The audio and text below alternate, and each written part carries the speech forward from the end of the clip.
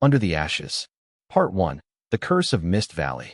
Ethan's dilapidated motorcycle spluttered to a halt at the top of the slope, its engine dying into the bone-chilling silence of Mist Valley. The October fog in this highland region wasn't the pure white one might expect. It was murky, dense, and carried a pungent, cloying scent, like rotten leaves mingled with cold kitchen ash. Ethan turned off the ignition, letting the silence flood his ears. He was a journalist covering the paranormal and abandoned locations for an adventure travel magazine. Mist Valley sounded poetic, but on his itinerary, it was a complete blank slate. No information on Google, no responses on exploration forums. There was only a handwritten note from a senior colleague: "Stay away from the old smokehouse after midnight." Hanging the camera around his neck, he took heavy steps down the dirt trail leading deep into the village. The timber cabins of Mist Valley seemed forgotten by time, their thatched roofs rotting and their wooden walls blackened by years of chimney smoke. The villagers didn't look at him with curiosity like in other places. Instead, their eyes showed avoidance, a lurking terror. They shuffled past, heads bowed, murmuring indistinguishable prayers. "Excuse me," the old smokehouse at the end of the village. Before Ethan could finish his sentence, an old man chopping firewood on his porch froze. The hatchet in his hand slammed violently into the log with a harsh clatter. Without looking up, the old man spoke in a raspy voice. "You've come to the wrong place. There's nothing to film or photograph here. If you want to live, turn back." "I just want to write an article about traditional culture, sir," Ethan said, trying to maintain a warm demeanor. The old man looked up, his milky eyes boring into Ethan, and pointed toward the misty mountain range behind the village. "That smokehouse isn't culture. It's a grave. They tried to seal it with mortar, with prayers, but the smoke keeps rising. Go see for yourself, but that place is still very hungry." Ethan didn't give up. He walked further to the end of the village, where the trail ended at a jagged, rocky clearing. And then he saw it. The stone smokehouse stood towering and isolated in the wasteland.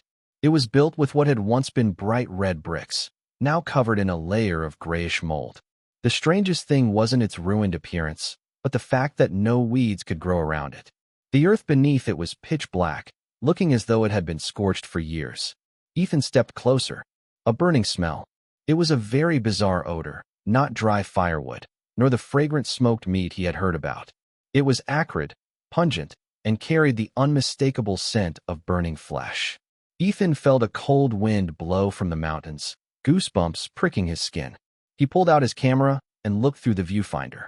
The scene through the lens appeared much darker than reality. He adjusted the settings, intending to snap a test shot. But the moment his finger touched the shutter button, he caught sight of a thin, wispy trail of gray smoke snaking out from a crack in the wall. There was no fire, no wood, yet the smoke coiled tightly, hugging the ground like a snake searching for a path rather than rising. Click! The camera shutter snapped loudly in the dead silence, sounding like a gunshot. Ethan looked down at the preview.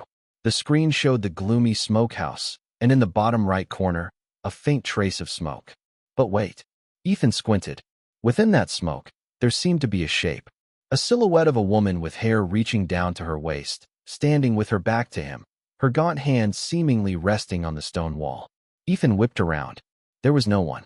Only the wind whistling through the ancient trees on the mountainside. Cold sweat broke out across his skin despite the plummeting temperature. A thought flashed through his mind. The old man's warning was no superstition. He checked his watch. The hands were closing in on midnight. Part 2. The Invisible Photographs. Night in Mist Valley was unlike anywhere Ethan had ever been. It wasn't peaceful. It was a menacing stillness, as if every creature in the forest was holding its breath, waiting for something terrible to happen. Lying in a makeshift cabin for travelers at the edge of the village, Ethan tossed and turned, unable to sleep. The acrid smell of smoke still drifted through the air, even though he had shut the windows tight. Around 2 in the morning, Ethan sat up and pulled out his digital camera to review the photos from earlier. He scrolled through them one by one, the village, the trails, and finally, the shot of the smokehouse. As the image loaded on the small screen, Ethan held his breath. There really was a figure.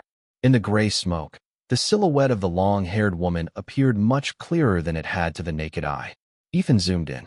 A shiver traveled down his spine. Even though her back was turned, Every strand of hair and every fold of her old dress looked terrifyingly real.